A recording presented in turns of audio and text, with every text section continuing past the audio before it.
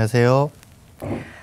대표님 바로 어제부터입니다. 이 바뀐 청약 제도가 시행이 되고 있습니다. 청약 제도가 좀 자주 바뀌어서 혼란스러운 분들 계실 텐데 잘못하면 또 부적격 당첨으로 좋은 기회를 날릴 수도 있잖아요. 꼼꼼하게 그 바뀐 제도들 오늘 좀 설명을 해주실까요? 네, 그렇습니다. 어제부터 이제 바뀐 청약 제도가 시행이 됐는데 아무래도 무주택자분들은 청약 시장의 길이 더 확대됐다라고 보시면 되겠고, 특히 유주택자거나 실수요에 의한 유주택, 즉 갈아타기 수요를 위한 유주택자일 경우에는 자칫 잘못하면은 부적격으로 당첨이 돼서 청약이 취소되는 상황도 발생할 수 있으니까요. 이번에 바뀐 청약 제도를 잘 활용을 하신다면 무주택자는 내 집 마련에 좀 더 빨리 다가설 수가 있을 것이고, 갈아타기 위한 수요자인 실제 1주택 소유자분들도 잘만 활용을 하면은 또 다른 기회의 장으로 또 활용을 할 수가 있으니까요. 잘 체크해 보시기를 바라겠다라는 의미로서 이 시간을 준비를 해봤습니다. 그럼 지금부터 간략하게 한번 살펴보도록 하겠습니다.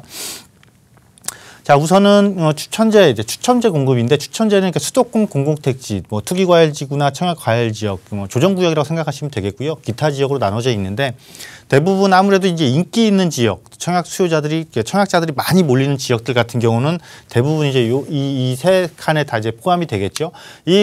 보게 되면 투기과열지구나 수도권 공공택지는 그냥 가점제, 전용면적 85제곱미터 이하는 가점제 100%다라고 보시면 되겠고, 일반적인 청약과열지역, 즉 조정구역이다 그러면은 75% 가점제다라고 보시면 되겠습니다. 그러면 85 초과되는 건 어떻게 되느냐 이렇게 보시게 되면, 투기과열지구의 경우에는 50%지만은 그 외 지역은 30%인데 이 나머지 70% 중에서도 사실상은 이 중에 또 절반 정도는 사실상 가점제에 해당되는 부분이기 때문에 실질적으로 85 초과되는 부분도 가점제 영향을 상당히 많이 받게 된다라고 보시면 되겠습니다. 그래서 여기서 우리가 조금 이제 체크하고 중요시하게 생각해 보여야 될 것은, 어쨌거나 이번 청약제도 개편은 무주택자를 위한 걸로 많이 바뀌었다라고 보시면 됩니다. 하지만 사실상 이제 갈아타기 위한, 예를 들어서 현재 거주하고 있는 주택이 오래된 주택을 거주하고 계실 경우에는 갈아타기 위한 수요가 발생을 할 수도 있고, 또는 아파트가 아닌 비아파트에 거주하면서 아파트로 거주지를 옮기는 실수요자도 있을 수가 있거든요.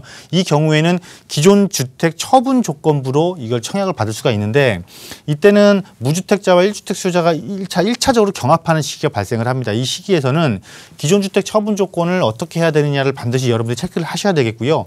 입주 가능일부터 6개월 이내에 반드시 처분이 완료가 돼야 된다. 이렇게 처분을 못하게 되면 과태료라든가 불이익을 당할 수 있으니까, 당첨 취소죠. 이런 불이익이 발생할 수 있으니까 이러한 부분들 꼭 체크를 해보시길 바라겠습니다.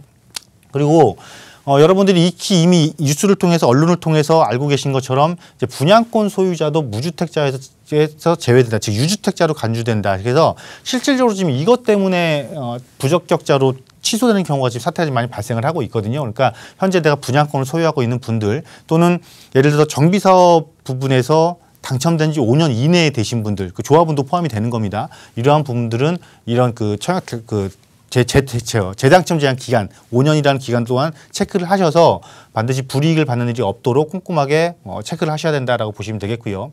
또 주요 사항을 보게 되면 세대원의 배우자도 세대에 포함되도록 해서 청약자를 분류했다는 점은 어떻게 보면 조금 좋은 조건이 된 거죠. 그리고 신혼부부 특별공급 물량이 상당히 늘어났죠. 기존 10%에서 20%로 물량이 늘어났는데, 그러면 예를 들어서 기존의 주택을 처분한 신혼부부들은 어떻게 되느냐. 이때는 아예 최초에 이게 개정이 될 때는 신혼부부가 주택을 처분한 신혼부부일 경우에는 특별공급 대상에서 제외시킨다 했다가, 이번에 이제 좀 바뀌었죠. 시행일 전, 즉 11일 이전에 기존 주택을 처분한 후 무주택 기간이 2년이 경과를 했다라면 신혼부부 특별공급 중에서 2순위 자격을 부여한다라고 되어 있는데, 사실상 신혼부부 특별공급 물량은 늘어났다라고는 하지만, 비중은 늘어났다라고 하지만 실제 많은 물량이 쏟아지는 것이 아니기 때문에 1순위 경합에서 거의 다 분양이 끝난다라고 보시면 되겠습니다. 그래서 만약에 내가 신혼부부 특별공급에서 2순위 자격 부여다라고 그러면은 다른 또 방법도 생각해 볼 수는 있겠지만, 어쨌건 특별공급이라는 것은요, 특별공급에서 떨어지게 되면 일반 공급으로 전환이 되고, 일반 공급에서 또 아까 보면은 무주택자와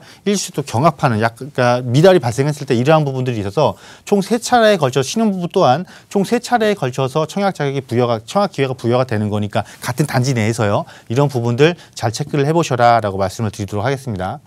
자, 그리고 이제 분양가 상한제 주택의 이번 시행 개정을 보게 되면 전매 제한 기간이 나와 있습니다. 여러분들이 한동안 좀 잊어버리셨을 거예요. 전매 제한 기간에 대해서. 이러한 부분들도 반드시 체크를 하셔서 전매 제한 기간을 어김으로써 받게 되는 또 불이익 또한 또 방지를 하셔라라는 의미로 준비를 해봤고요.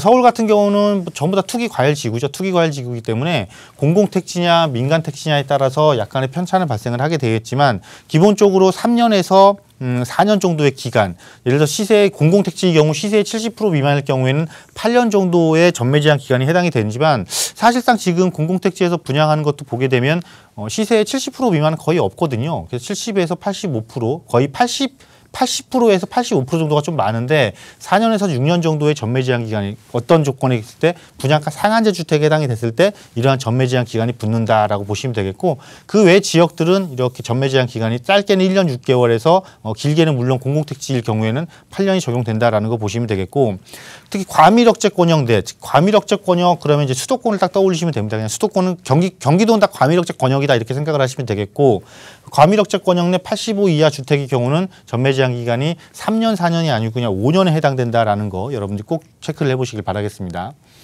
그리고 이제 공공분양주택 같은 경우는 거주 의무 기간도 반드시 생겼습니다. 물론 특정한 지역 같은 경우, 즉 조정대상 이상의 지역의 경우에는 1주택자가 비과세를 받기 위해서는 2년 거주 의무 기간이 생겼죠. 그렇기 때문에 사실상 공공분양주택에서 수도권 내에서 조정대상 구역 이상에 해당된다라면 공공분양주택에서 거주 의무 기간이 실질적으로 내가 1주택 비과세를 받기 위한 거주 의무 기간을 제외를 시킨다라면 실제로 추가적으로 의무 거주를 해야 되는 기간이 별로 얼마 안 되기 때문에 이런 부분들은 굳이 그렇게 꼼꼼하게 체크를 안 하셔더라도 자연스럽게 넘어갈 수 있는 부분이 해당되지 않을까라고 생각이 됩니다. 왜냐하면 전매 제한에서 제한이 걸리고 또 거주 의무 기간도 채워야 되기 때문에 기본적으로 이제는 내가 청약을 해서 분양이 당첨이 된다. 특히 인기 지역 위주로 이렇게 되면은 기본 한 3년 정도는 꾸준하게 보유를 한다라고 보시면 되겠고 실제로 주택 가격의 상승 면에서도 보게 되면 일반적으로 우리가 공공택지라는 게 대규모 단지로 조성되어 있는 것이잖아요. 이런 곳들은 보편적으로 초기가 아닌 그 지역이 조성되고 나서 거의 마지막 단지가 입주하고 나서 실질적으로 5년 정도의 기간이 흐른 뒤에 아주 강한 시세를 형성한다는 이런 지역적 특성을 보였을 때 이런 것들을 감안하신다라면은 여러분들이 급하게만 내가 어렵게 당첨된 이 아파트를 급하게 처분하지만 않는다라면 이러한 부분들은 자연스럽게 빠져나갈 수 있지 않을까라고 생각이 들고요. 이번 제도 개편으로 인해서 무주택자들이 많은 기회의 장이 열린 건 사실입니다. 하지만은 어쨌건 주요 지역과 관심 지역과 중심 지역 같은 경우에는 공급되는 물량이 상당히 제약적이기 때문에 실제로 그 지역을 공급하기 위해서는 청약 가점 자체가 상당히 높아야 된다. 그렇기 때문에 가점이 낮으신 분들은 꼭 이 청약 시장에만 너무 얽매이지 마시고 조금 더 시야를 넓히고 조금 더 분석력을 조금 높여서 미래 가치가 훨씬 높은 주택을 통한 내 집 마련을 하신다라면은 앞으로 5년 뒤, 10년 뒤에 훨씬 더 자산 증식을 빨리 이루어낼 수 있지 않을까라는 것으로 마무리하도록 하겠습니다.